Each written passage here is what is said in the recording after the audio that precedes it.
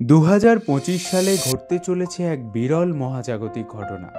হয়তো এই ঘটনা আপনাকেও অবাক করতে পারে। আসুন জানা যাক এই মহাজাগতিক ঘটনার কথা। গোটা বিশ্বই বিরল ঘটনার সাক্ষী হতে চলেছে।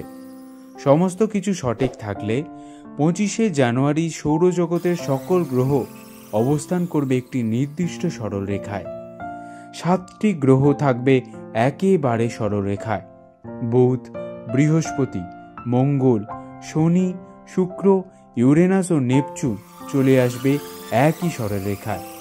এদের মধ্যে 5টি গ্রহ অর্থাৎ বুধ, বৃহস্পতি, মঙ্গল, শনি ও শুক্রকে পৃথিবীর সকলে খালি চোখে দেখতে পাবে।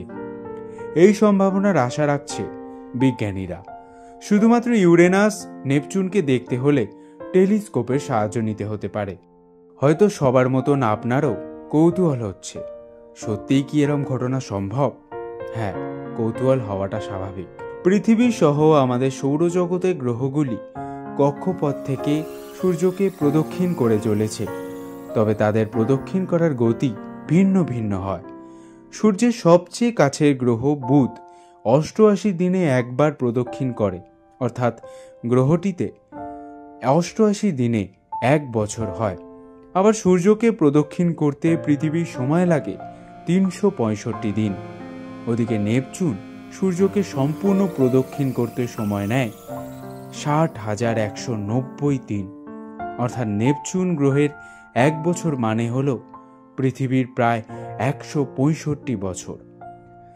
গ্রহগুলির গতি ভিন্ন ভিন্ন হওয়ায় কখনো কখনো গ্রহগুলি সূর্যের একই পাশে সারিবদ্ধ হয়ে প্রদক্ষিণ করতে থাকে। গ্রহগুলি যদি সূর্যের ডান দিক থেকে প্রদক্ষিণ করতে থাকে, তখন সেগুলি পৃথিবী থেকে দৃশ্যমান হয়। অর্থাৎ আমরা রাতের আকাশে একসঙ্গে কয়েকটি গ্রহকে দেখতে পাই।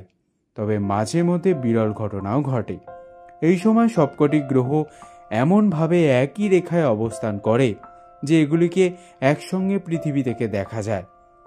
অধ্যাপক লুইস গ্রিন বলেছেন, গ্রহগুলির এমন রৈখিক অবস্থান একটি বিরল ঘটনা।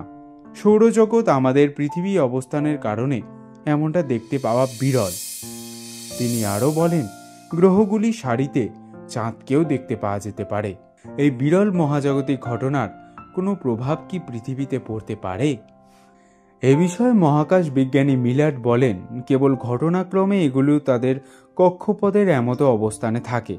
যদিও কোনো কোনো বিজ্ঞানীর দাবি সব গ্রহই একই রেখায় আসার কারণে পৃথিবীতে এর প্রভাব পড়তে পারে। যদিও এই দাবিগুলোর বেশিরভাগই বৈজ্ঞানিক ভিত্তি দুর্বল বা একেবারেই ভিত্তিহীন। বিজ্ঞানী স্টেফানির মতে সৌরজগতের প্রতিটি গ্রহের জোয়ার ভাটার শক্তি খুবই কম হলেও 2 বা তার বেশি গ্রহ যখন সূর্যকে প্রদক্ষিণ করার সময় একই রেখায় চলে আসে, তখন এগুলি মিলে নক্ষত্রটির ভেতরে ছোট ঘূর্ণন তৈরি করে। এ ধরনের ঘূর্ণনকে রোসবি তরঙ্গ নামে ডাকা হয়। এতে আবহাওয়া পরিস্থিতির পরিবর্তন হতে পারে। স্টেফানি বলেন, পৃথিবীতে রোসবি তরঙ্গের কারণে সাইক্লোন ও অ্যান্টি সাইক্লোন হয়ে থাকে। মূলত জানুয়ারি মাসে গোটা অন্তিম সপ্তাহ জুড়ে সূর্যাস্তের পরপরই এই বিরল ঘটনাকে আপনারা দেখতে পারবেন। তবে গ্রহগুলির দৃশ্যমানতা স্থানীয় আবহাওয়া এবং দূষণের মতো কারণগুলির ওপর নির্ভর করে। সর্বোচ্চ অভিজ্ঞতার জন্য টেলিস্কোপ অবশ্যই ব্যবহার করুন। তাহলে বিরল মহাজাগতিক ঘটনাকে নিজে চোখে দেখতে আপনি কতটা উৎসাহী